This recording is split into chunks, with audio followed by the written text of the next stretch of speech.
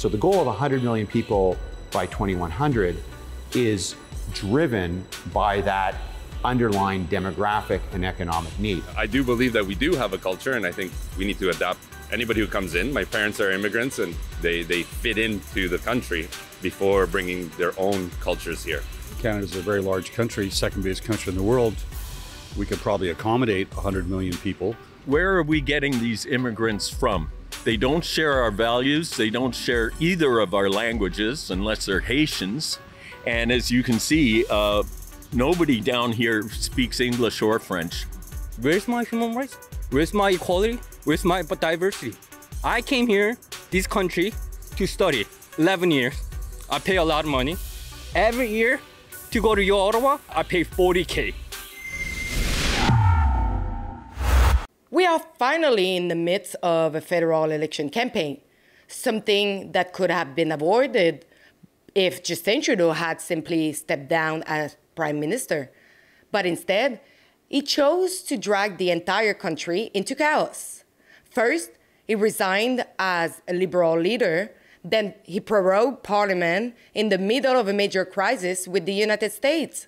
Now the establishment has installed their preferred candidate, Mark Carney, as the new face of the Liberal Party. But here is the catch. Carney is not even elected, not as MP, not by the people. He has no mandate to govern, which is probably why he decided to call this election last Sunday in Newfoundland. And of course, the media is doing everything in its power to prop him up.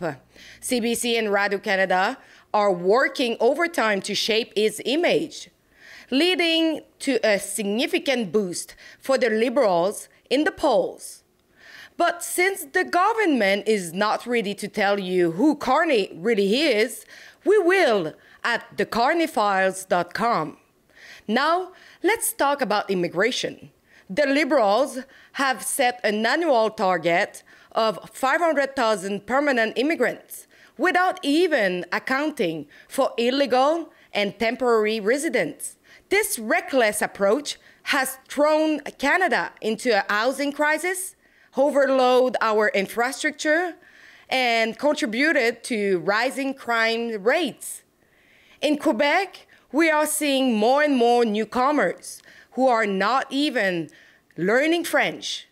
And yet, with Canada's population now at 41.5 million, Carney has just appointed Mark Wiseman, a former BlackRock senior managing director and a co-founder of the infamous Century Initiative, as an advisor. Wiseman has openly advocated for pushing Canada's population to 100 million by 2100. And we have to continue to grow our population if we want to continue to succeed as a country. We're a big country, and the reality is we're a tiny market in spite of the fact that we're a big country. So the reality is, if you look at Canada's demographics today, we will grow on current trend to about 50 million people from 37 million today by about 2050. And then we stop growing. And this is a trend that we have to get on top of now. If we stop growing, we will have a smaller economy. If we stop growing, we'll be less important in the world as the rest of the world grows around us. As we stop growing, we will have less people to support important social programs like healthcare and education.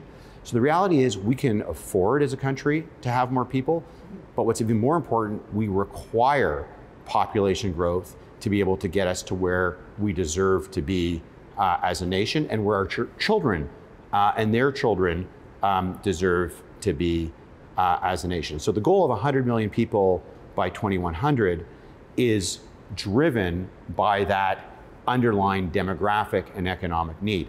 A goal he defended in a 2023 tweet saying 100 million Canadians by 2100 may not be federal policy, but it should be, even if it makes Quebec howl. Same if Mark Carney say that he is not being appointed for immigration, a lot of people are skeptical. And in this initiative that Mark Wiseman is pushing for, where is the plan to protect Quebec's culture and language? And what about Canadian culture and identity as a whole? To find out what Canadians really think, I hit the streets of Ottawa to ask, is this a reasonable goal?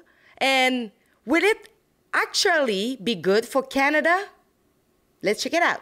Mark Carney has said that it will keep the immigration cap that we have right now, but its new advisor is Mark Wiseman, and he's the co-founder of the Century Initiative that are pushing for Canada to reach a population of 100 million by 2100.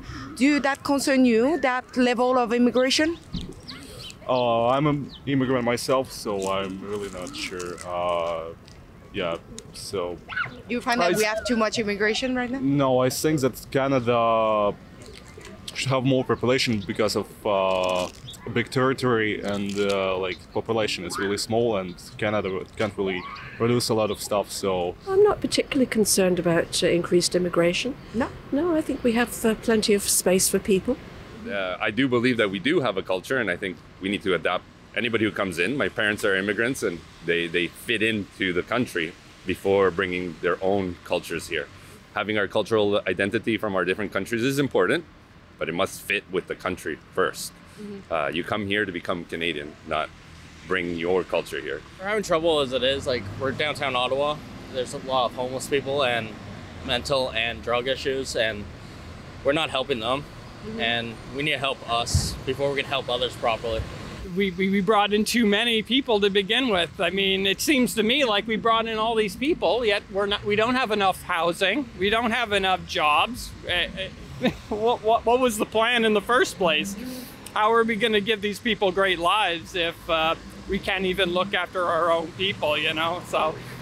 A lot of people don't recognize that immigration is the most powerful economic tool on the planet, but when unmitigated and uncontrolled, you can kind of see, you know, there's a lot of adverse effects. I think over the past few years, our government didn't necessarily control it in a way that helped people obtain housing, helped control the market.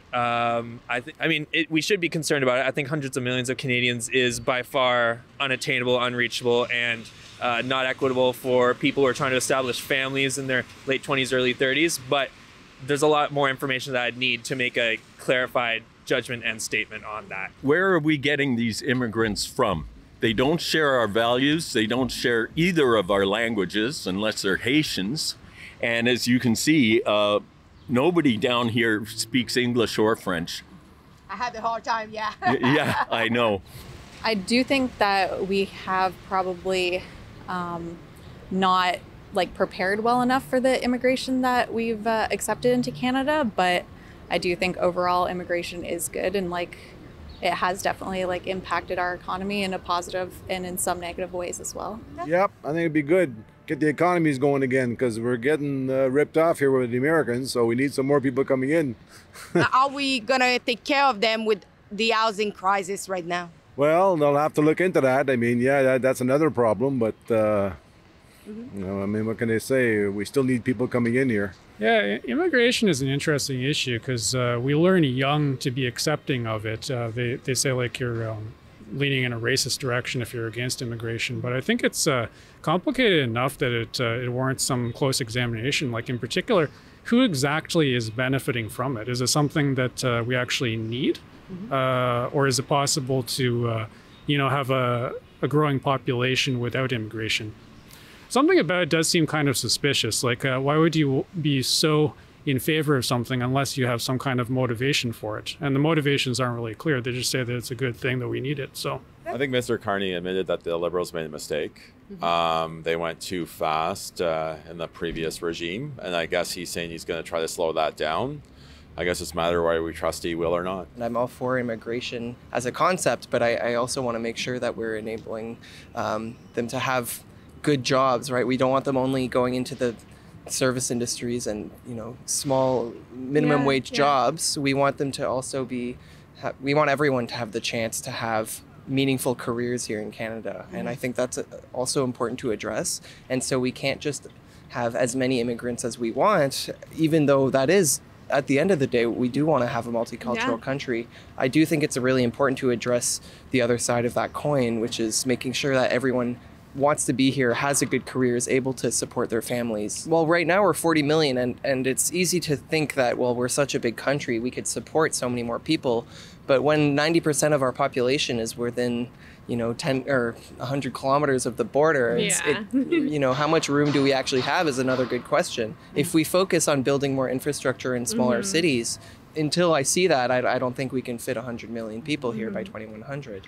No, the only thing that does concern me is I do wish that Ottawa or Canada had more resources for new immigrants, and that cities, especially larger cities, would focus on more housing that could accommodate all of these newcomers.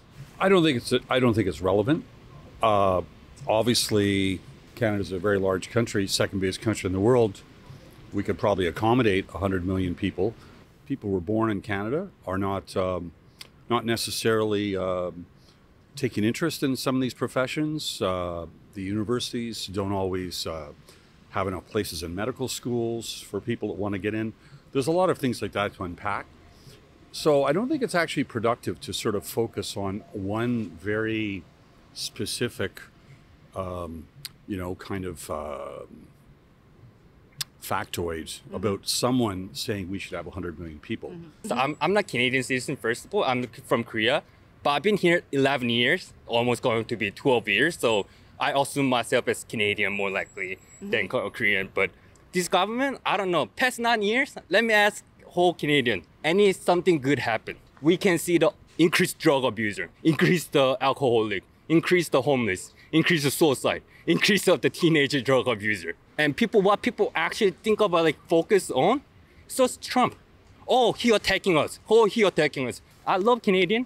I love this country. But sometime, at the moment, they become hypocritical.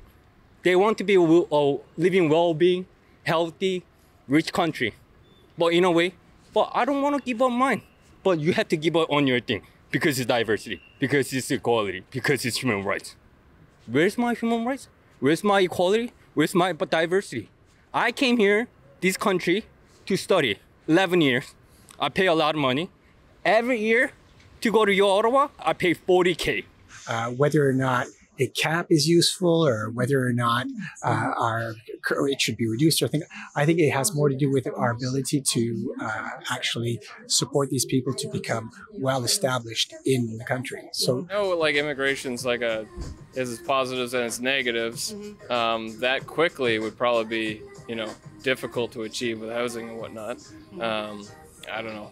It's possible. Like if we as a country went like hardcore, like this is all we're gonna do, I'm sure we could do it, but there's so much. The quality of life will be the same though? Than it is now? Yeah. Hopefully better. You know, that's what you hope for the future, right? But don't forget to go over thecarneyfiles.com. This is our special website where you can get informed about Mark Carney record. Because the mainstream media refuse to do so, we will. So go over thecarneyfiles.com.